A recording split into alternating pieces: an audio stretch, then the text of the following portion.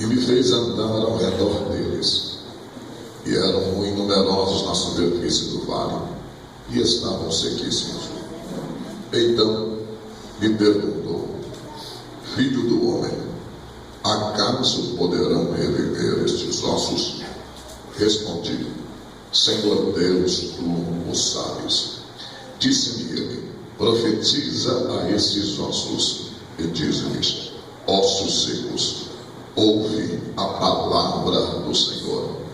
Assim diz o Senhor Deus a estes ossos: Eis que farei entrar em vós o Espírito e vivereis. Porei tendões sobre vós e vivereis. Porei tendões sobre vós e farei crescer carne sobre vós. E sobre vós estenderei pele, e porei em vós o Espírito e vivereis. E sabereis que eu sou o Senhor. Verso 7. Então profetizei segundo me fora ordenado.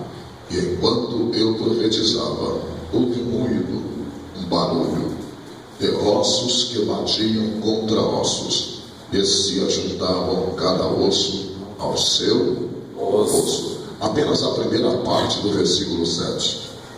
Então profetizei segundo me deu. Então profetizei segundo me fora ordenado. Diga para o teu irmão: ainda este ano, a ordem de Deus sobre a sua vida vai sair. Tome seus assentos.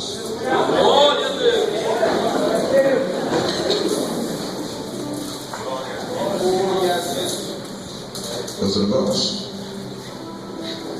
é bom que se deixe claro uma coisa: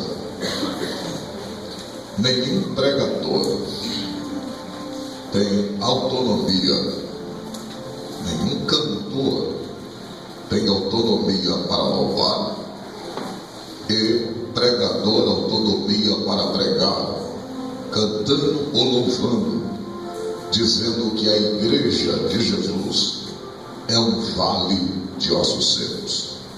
A igreja nunca foi, a igreja não é, e a igreja nunca será um vale de ossos secos. Até porque numa morte, para que se possa morrer, ainda que o coração pare, mas se o cérebro ainda vive, é lei, não se pode enterrar com menos de 24 horas. Agora, se o cérebro morrer, o coração pode continuar a bater, que se der morte cerebral, acabou. Porque o que comanda o corpo é a cabeça. E ainda que o corpo seja ferido, parte do corpo seja morta, mas pode reviver, porque a cabeça da igreja não morre. Ninguém consegue matar a cabeça. Porque se você observar isso aqui, olha para mim, está vendo isso aqui? Está vendo isso aqui? É o meu cérebro que manda um comando muito rápido para a minha mão, para os meus pés. É ele que dá esse comando. Observe que se uma pessoa tem um derrame e paralisa, se paralisar esse lado direito do cérebro, todo o lado esquerdo é paralisado. Isto quer dizer que o que comanda o corpo é a cabeça. Então, a igreja não pode ser um vale de ossos secos e morrer, porque ninguém tem poder para matar a cabeça. A cabeça vive eternamente. Então, olha para mim, o problema é que tem muita gente que é frustrada no louvor, sabe por quê? Porque querem mandar louvor para o corpo. Não se manda louvor para o corpo, se manda louvor para a cabeça. Olha para mim, o louvor é para a cabeça, a mensagem é para o corpo. É forte, Deus. Meu Deus. Vou repetir: o louvor é para a cabeça, mas sua mensagem é para o corpo. Quem recebe a mensagem é o corpo, mas quem recebe o louvor é a cabeça. Então isso que nós devemos entender. Então a gente não tem como chamar a igreja de vale de ossos secos. Até porque na Bíblia existem mensagens para 3 classes de pessoas. Existem mensagens para os judeus, existem mensagens para os gentios e existem mensagens para a igreja.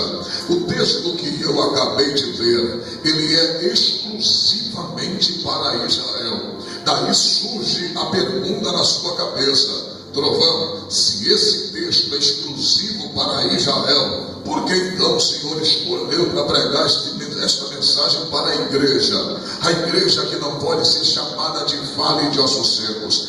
Verdade é que a igreja não nunca será um vale de ossos secos, mas de forma individual, cada um de nós atravessamos os vales da nossa vida. Vou repetir: de forma individual, cada um de nós atravessamos os vales de nossa vida. Quer ver um exemplo? Tem gente que tem um casamento abençoado, mas está passando uma crise financeira terrível. Embora tenha um casamento abençoado, está vivendo um vale da vida financeira. Tem gente que tem uma vida financeira abençoada, mas está atravessando um casamento em crise. Marido está dormindo disposta para ela está dormindo disposta para ele, já não se beijam mais, já não se dão mais bem, ou seja, está com uma vida financeira aparentemente muito bem, mas o lar está atravessando um vale. Tem gente que está com um casamento abençoado, há pessoas que estão com uma vida financeira abençoadíssima, mas os filhos estão nas drogas, o filho está na cocaína, o filho está no tráfico, está atravessando o vale da vida do vício, da vida do tóxico. Então cada um está atravessando o seu vale, cada um está atravessando o seu momento. Escute isso: cada um de nós temos os nossos vales. E o texto que eu acabei de ler agora, ele não começa no capítulo 37, ele vai ter a sua origem no capítulo 18 do livro de Jeremias. Deus vai pegar o profeta Jeremias e vai dizer: Jeremias, desce à casa do oleiro, porque lá eu te farei ouvir as minhas palavras. A Bíblia diz que quando Jeremias desce à casa do oleiro, a Bíblia diz que ele está observando e ele está vendo o vaso que o oleiro está trabalhando com ele na roda. A Bíblia vai dizer que enquanto o oleiro está trabalhando com aquele vaso, Jeremias o observando, a Bíblia diz no capítulo 18, verso 4: eu faço o que o oleiro fazia, quebrou-se nas mãos do oleiro. No verso 5, Deus vai dizer para Jeremias o porquê daquela demonstração daquele vaso na mão do oleiro. Deus vai dizer: este vaso é Israel, é toda a casa de Israel. No versículo de número 6, Deus vai dizer: assim como esse vaso quebrou-se nas mãos do oleiro, assim é Israel se quebrando nas minhas mãos. Se eles se arrependerem, tornarei deles a fazer outro vaso, conforme me parece bem fazer. Observe que no capítulo 18, verso 4, não é o oleiro que vai quebrar o vaso, mas é o vaso que vai quebrar nas mãos do oleiro. E Deus vai dizer no verso 6: se assim este vaso se quebrou, e Israel também se quebrar nas minhas mãos, tornarei a fazer deles um outro vaso, conforme me parece bem fazer. Sabe o que é que me chama a atenção? É que Deus vai usar o mesmo material. O material é do vaso quebrado, mas Deus vai dizer: a matéria é a mesma, mas eu vou fazer um outro vaso, conforme me parece bem fazer. Por quê? Se você olhar o contexto, Israel está pecando, Israel está na contramão de Deus, Israel está ora servindo a Deus e ora servindo os deuses. E se há uma coisa que Deus não tolera, é ser dividido. Se há uma coisa que Deus não aceita, é dividir a glória dele com ninguém. Ou você é de Deus, ou você é do mundo. Ou você adora a Deus, ou você serve o mundo. Deus não aceita que a sua glória seja dividida com alguém. Agora olha para cá, irmãos. Quando Deus se tornarei a fazer deles outro vaso, Deus está dizendo o seguinte: porque o pecado contaminou a essência do barro, e E Deus está dizendo: eu preciso que vocês se quebrem, para que eu possa fazer no outro vaso, conforme me parece bem fazer. Sabe o que Deus está dizendo aqui? O pecado contamina. Na adoração, o pecado contamina. O pecado faz com que eu tenha que mudar o projeto original na vida do homem que pecou. Olha para mim. Enquanto você estiver certo, enquanto você estiver honesto, enquanto o seu caráter for podado por Deus e pela palavra de Deus, Deus tem compromisso em manter a promessa original sobre você. Tudo aquilo que Deus prometeu, dizendo que vai honrar você no seu casamento, que vai honrar você na sua família, no seu ministério, isso só vai ser possível se você se manter fiel. Você quer ver um exemplo? Deus criou o homem para morrer? Sim ou não? Não. Deus criou o homem para ser eterno. Mas quando o homem pecou, o homem passou a ter prazo de validade. O projeto original de Deus era que a raça humana fosse eterna. Mas quando o homem pecou, Deus estabeleceu um prazo de validade, dizendo que a morte entrou no mundo através do pecado de Adão. Então o projeto original de Deus foi mudado por causa do pecado de Adão. Se Adão não pecasse, a gente estaria melhor do que estar agora. Por isso que Jesus veio a esta terra, porque Adão pecou e mudou o projeto original de Deus. Agora olha para mim. Pecado muda o original de Deus. Eu fico tão irado quando eu vejo alguém dizendo assim: levante a mão que Deus quer te dar vitória. E às vezes está falando isso com pessoas que estão na contramão de Deus. Pessoas que estão em pecado não merecem bênção.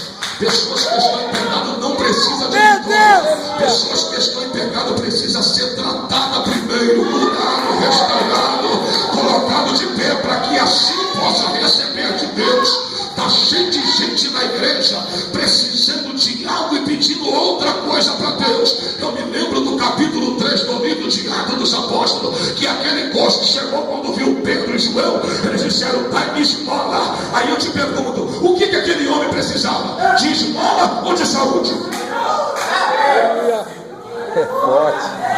Meu Deus. Tem gente assim mesmo na igreja, precisando ser restaurado e pedindo bênção.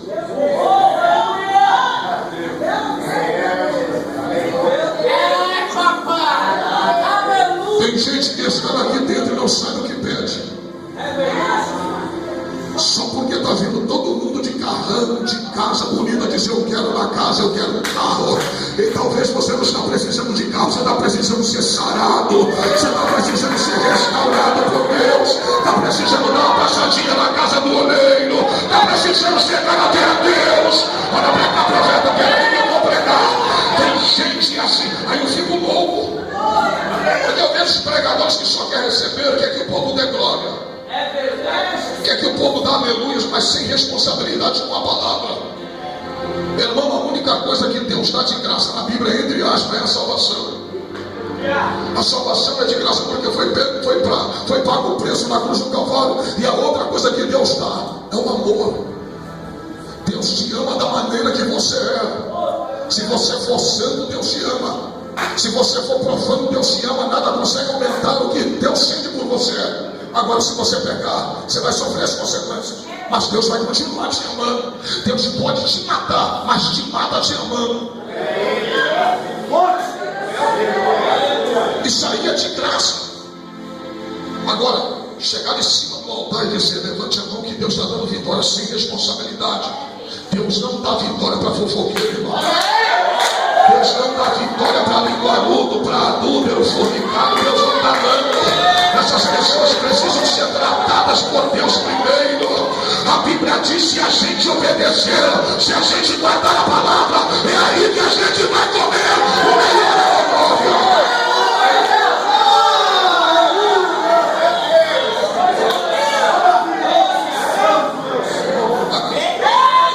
Olha para mim. Olha isso aqui. Capítulo 18 é Israel se quebrando na mão de Deus e Deus restaurando eles. Agora olha o capítulo 19 de Jeremias. A partir do verso 9, Deus disse: vai e compra uma botija. chama o povo e leva essa botija até a praça. Verso 10, levante a botija, Jeremias 19, levante a botija, estenda para o alto e jogue a botija no chão, e quebre ela diante de todo o povo. Assim Jeremias fez, levantou a botija e quebrou diante de todos. Aí Deus falou com ele: quebrou? Quebrei. Sabe quem é essa botija? É Israel. É eu quebrando eles. Forte Jesus. No capítulo 18, é Israel se quebrando na mão de Deus. No capítulo 19, é a mão de Deus quebrando eles. No capítulo 18, é Israel procurando Deus e se quebrando na mão de Deus. No capítulo 19, é Deus procurando Israel e quebrando eles. Pergunta para o teu irmão: vai procurar Deus ou vai deixar Deus te procurar? Oh, glória! Tem gente que vai ter duas alternativas quando pega. Se pegar, vai atrás de Deus. Não deixa Deus te procurar. Porque se Deus te procurar, Ele vai te achar e vai te quebrar, rapaz. Quem pega só tem duas alternativas: ou se quebra, ou Deus vai te quebrar. Então toque no teu irmão e fala: não deixa Deus te procurar. Sabe por que Adão foi expulso do paraíso? Quando pecou, o que ele fez? Se escondeu. E quem foi procurar ele? Deus. Deixa Deus te procurar. Forte, meu Deus. Porque se Deus sair para te procurar, Ele vai te achar e vai ser pior. É melhor passar o processo na casa do oleiro do que ser quebrado pela mão de Deus. Vai doer menos, vai para a casa do oleiro. Peça misericórdia, ela pela misericórdia, e ali você será tratado.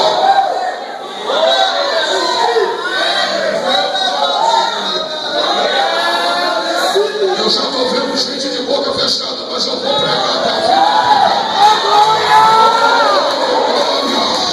Eu já estou sentindo a presença do Nazareno aqui. Oh, glória!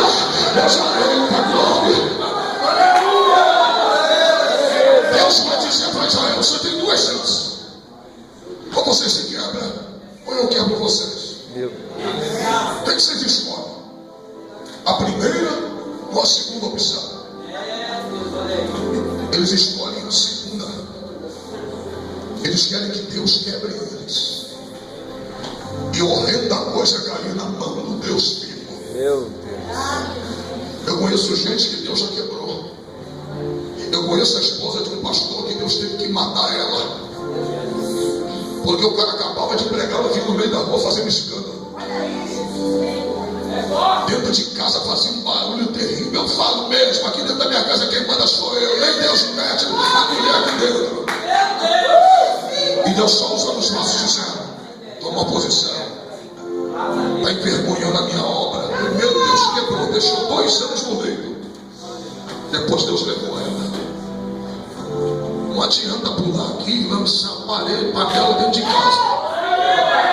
Não adianta dar glória a Deus aqui e xingar palavrão dentro de casa.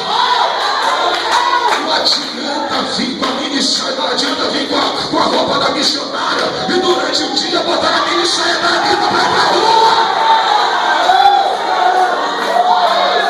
Meu Deus, eu estou sentindo a presença do Nazareno. Oh, glória! Quem é que está sentindo essa presença?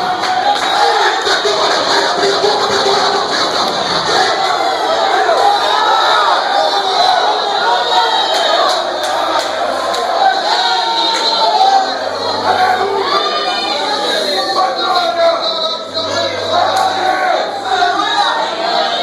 Homens de Deus, Israel vai escolher a segunda opção. Eu quero que Deus me quebre. Olha para cá. Ano 605. Batalha de Carquemes antes de Cristo. A batalha entre o general Nabucodonosor e o rei do Egito chamado Neto II, ano 605. Enquanto ele estava naquela batalha, segundo a história, chega no meio do arraial que seu pai Nabopolassar morre. Ele agora vai deixar os homens aqui. seus comandados na guerra contra o general, contra o rei do Egito, Neco II, e vai para a Babilônia, sepulta seu pai, e com 25 anos de idade, ele assume o trono na Babilônia. Um ano depois, ele vai reformular a Babilônia. A Babilônia não é mais a mesma, e Deus vai excitar o coração de Nabucodonosor agora como rei, para marchar da Babilônia até Jerusalém, 800 quilômetros. E Deus vai colocar no coração dele para sitiar Jerusalém e tomar 10.000 homens cativos. Na primeira leva, levar apenas os mais poderosos, os príncipes mais importantes de Israel. Nabucodonosor sitia Jerusalém. E quando ele sitia Jerusalém, diz a Bíblia que ele dá a ordem: leve apenas os maiorais, leve apenas os príncipes, leve apenas os melhores de Israel, os mais cultos daqui, porque serão educados na Babilônia, na cultura babilônica, e depois me servirão na minha corte. Foram 10.000 cativos levados na primeira leva. Dentre eles estava Misael, estava Azarias, Ananias, Ezequiel e também Daniel. Aí eu falei com Deus, fiz uma pergunta, indagação a Deus. Eu disse: Deus, quem pecou foi a nação, quem se prostituiu foi a nação, mas o que fizeram Azarias, Misael, Ananias, Ezequiel e Daniel? O que esses homens fizeram para ir junto no pacote? Vê se você vê falha dos 5. Mas ainda assim foram levados. É isso aí que abre precedente para o linguarudo, dizendo assim: se está no meio, é igual. É por isso que na escola dominical, pelo menos na Assembleia de Deus, a qual eu faço parte, teve uma revista no ano passado, e o tema foi esse: por que o justo sofre? É por isso que surgem essas indagações. E a gente está passando pelo adulto e perguntando para Deus: por quê? Se eu estou na posição, sou dizimista, ofertante, te obedeço, o que está acontecendo? Porque eu estou passando por tudo isso. Só tem uma explicação.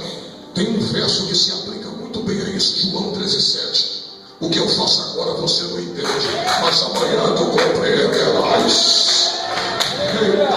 É nessa hora que os fofoqueiros abrem a boca e dizem assim: se não lá é porque é a mesma coisa. É a mesma coisa. Olha para cá, olha para mim, olha para mim. Lembra das 10 virgens? Lembra? Todas as 10 eram parecidas. Tinham lâmpadas nas mãos. Tinham desejo de ir para casa com o noivo. Eram puras, mas tinha uma diferença. A diferença estava no azeite de reserva. Diga reserva. 5 tinha azeite na lâmpada, só na lâmpada, mas as outras 5, as prudentes, tinha azeite na lâmpada e azeite de... Aí Deus me fez entender: pode estar todo mundo junto, mas estar junto não quer dizer que é igual. Meu Deus. Alguém olhou na minha cara e disse assim: você vai se corromper onde você está. E naquele dia que me pegou, estava virado, estava cheio de Deus, tá?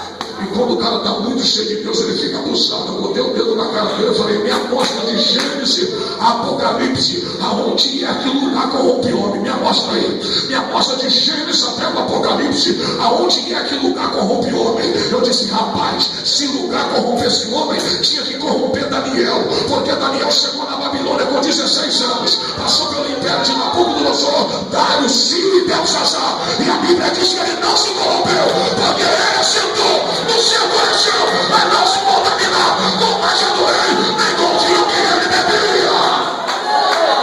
Rapaz, lugar não contamina homem. A corrupção já está dentro do coração do homem. O lugar só é propício para que aquilo que já existe nele se prolifere. Mas se não existir, você pode pisar onde for, que o nome do Senhor vai ser glorificado através da sua vida. Eita glória! É por isso que alguém olha para você e diz: aí, não é o profeta, não é a missionária, por que está nesse vale aí? Por que está nesse cativeiro? Nem toda prova é sinônimo de pecado. Nem toda luta é porque você pecou. Aí se aplica o texto do cego. Quem pecou para que ele nascesse cego? Ele ou seus pais? Jesus disse: nem ele nem seus pais. Isso quer dizer que nem toda enfermidade provém do pecado. É verdade. Ele está dizendo isso aí para que a glória de Deus se manifeste. Eita glória! Eita glória! Mas escute isso aqui, pega isso aqui e leva para casa. A hora que a presença de Deus se manifestar, por enquanto nessa luta, você não aparece muito, ninguém vai ter sofrimento. Mas a hora que a glória de Deus se manifestar, quem não te via vai ter que ver. Quem não te observava vai ter que te observar. Quem não te amou em Jesus vai abrir a boca, profeta. Vai abrir a boca.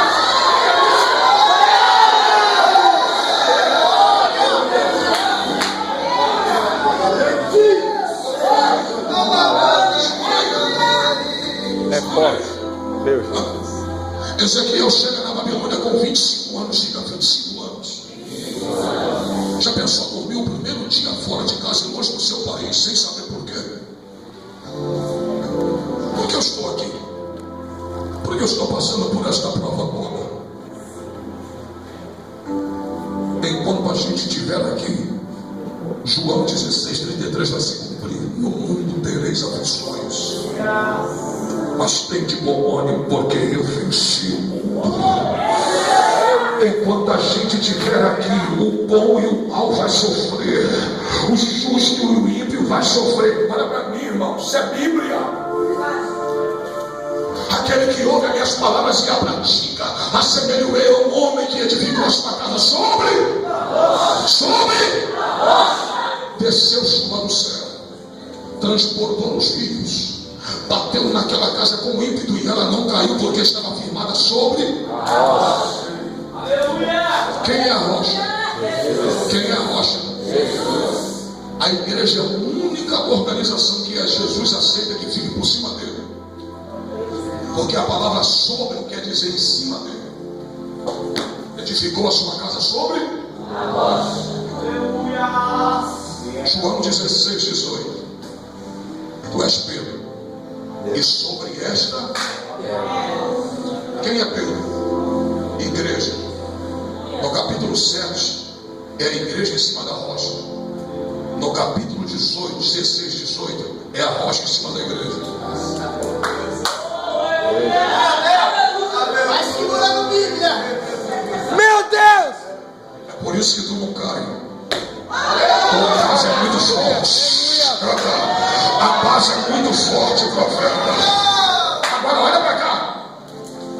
Também que aquele que ouve as palavras e não as pratica, assemelho eu ao homem que edificou a sua casa sobre desceu água do céu, transbordou os rios e bateu naquela casa com ímpeto, e grande foi a sua queda, porque estava firmada sobre a areia. Agora olha o conteúdo. A mesma prova veio para quem estava na rocha e na areia.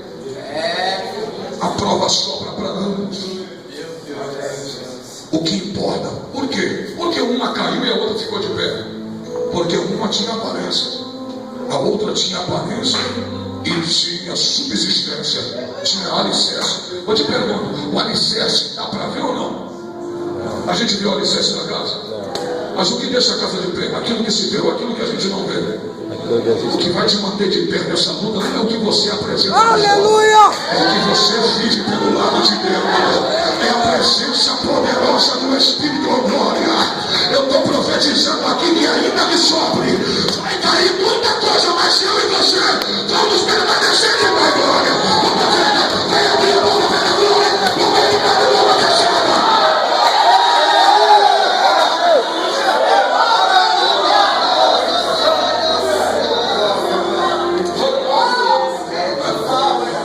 Ezequiel chegou com 25 anos, chega a 25.